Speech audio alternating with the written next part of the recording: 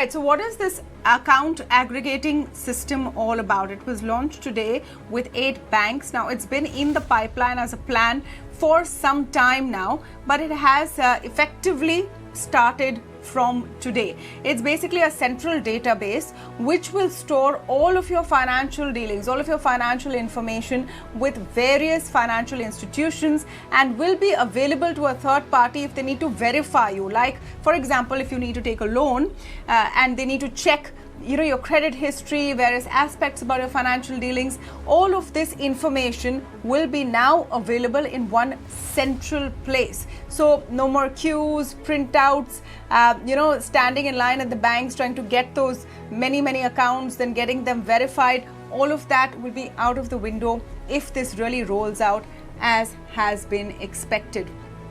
But like always, with all these great plans, it's all about execution. So let's figure out what the challenges could be. Vinay Kesari is with me on the show. He's a tech lawyer as well as general counsel for Setu. Vinay, great to have you on the India Development Debate. Tell us why this system is important and what it will change.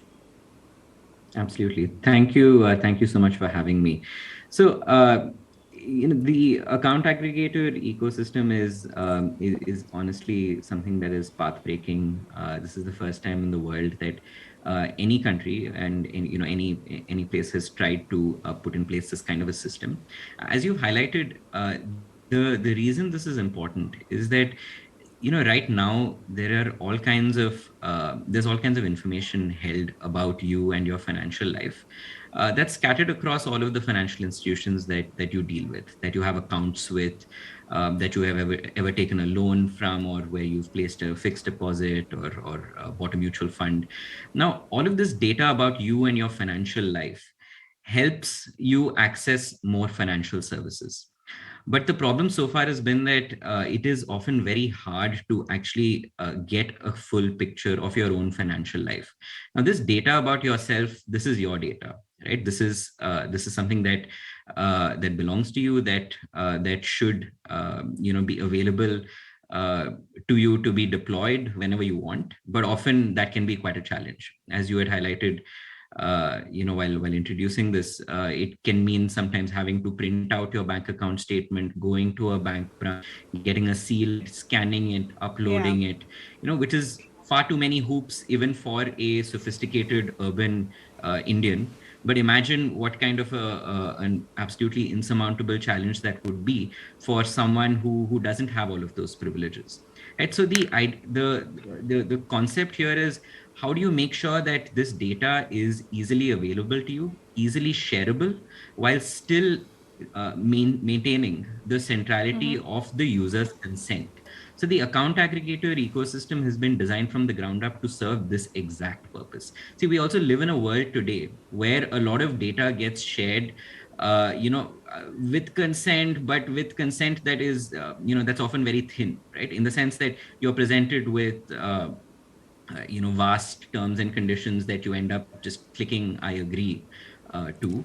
Vinay, let me just come in. Let me just come in. I want to ask you a very specific question on the consent part of it. So some people listening to this may be celebrating, saying, "Yay, we hate paperwork. We might not have to go through everything now," and others will be very validly asking that, where is the privacy? Is my data now in danger? Alarm bells might be going off saying that now how many people will have access to the system, and will it be safe?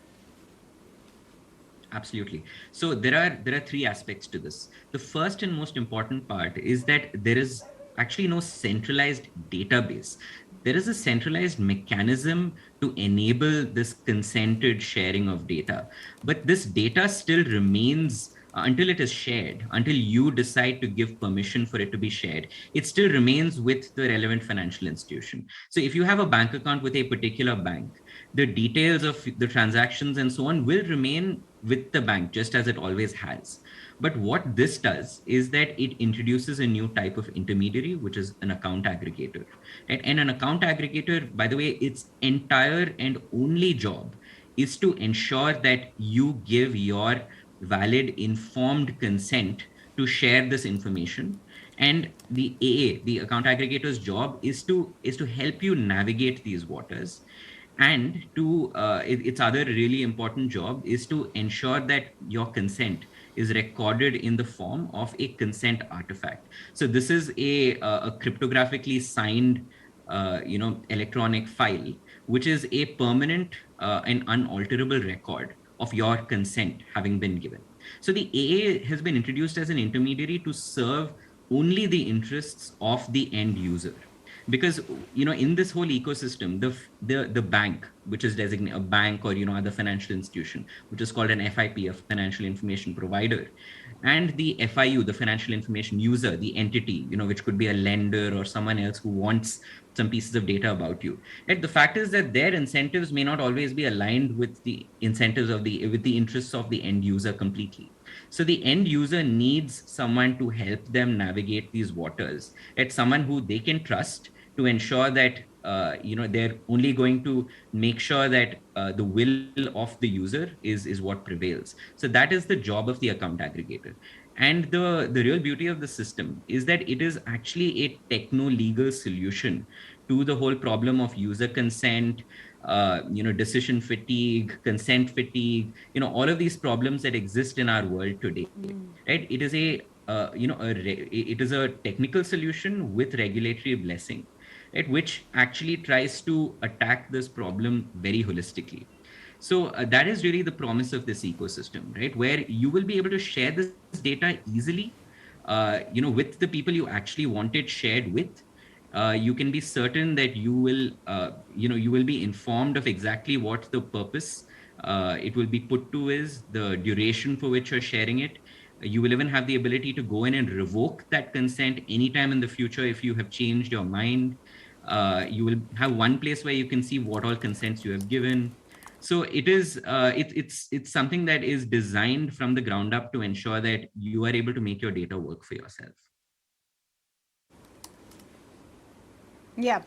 Just, one last sort of piece of the puzzle. You mentioned earlier, Vinay, that even urban, sophisticated users find it extremely painful to go through these hoops and get all of this data together, and mistakes are made.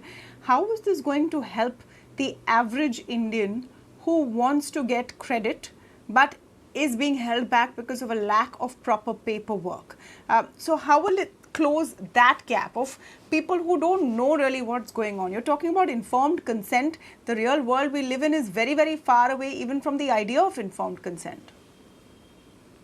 Absolutely. So one part of this is informed consent, but the second is also just reducing the friction that is involved in sharing data that you have already spent a lot of time accumulating about yourself. So if you have someone who is, let's say they're a blue collar worker, right? They have been getting regular salary credits into an account. Right. But for them to prove to a lender that they are in fact getting a regular salary can often be something that defeats them, because they might have to go to a bank branch, get someone there to print out their account statement, certify it, access a smartphone, upload this doc, take a picture of it, upload it as a PDF, which and often lenders might have limitations on the size of the file, and it's the kind of thing that can end up defeating even someone fairly sophisticated, right? So this high amount of user friction that's involved in sharing these pieces of information, right, which exist and which can help you access formal credit mechanisms, it becomes much easier with this kind of a mechanism. And I'll give you an example. So with UPI, everyone has been like absolutely blown away by by the extent of its adoption. And why has it worked so well? It has worked so well because you have a whole range of third-party apps who have been able to focus purely on making sure that the user is able to use this app easily. When UPI was launched, there were a lot of naysayers who said, sure, maybe the 1% of the of the top of the India's population might be able to use this, but there's no way that your vegetable or fruit seller or or your domestic help is ever going to be able to use UPI. It's way too complex. But because innovation was unlocked by allowing third-party apps. to build these experiences, right? Yes. That is why so many people have been onboarded and are super comfortable using UPI. So it's the same type of ecosystem that is being built with AA, because the Yeah. idea is that anyone who takes this license and who really wants to run this business can become an AA. So you will have many AAs competing, right, on UX. You can have AAs addressing different kinds of cohorts. So one AA may focus on rich urban Indians, but there may be another AA that is trying to go after a Sure. very specific We thing that they understand we really just well.